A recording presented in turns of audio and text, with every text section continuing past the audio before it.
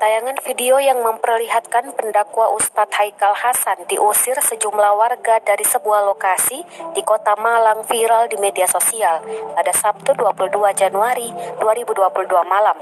Video itu juga diunggah akun Facebook Berita Update Indonesia pada Minggu 23 Januari 2022. Diketahui, berdasarkan poster yang beredar di media sosial, Haikal Hasan dijadwalkan akan membawakan sebuah acara dakwah di Kota Malang. Acara yang rencananya menghadirkan pria yang akrab disapa Babe Haikal itu digelar di Masjid Fisabilillah Markas Yonif Linut 502 Jabung Malang.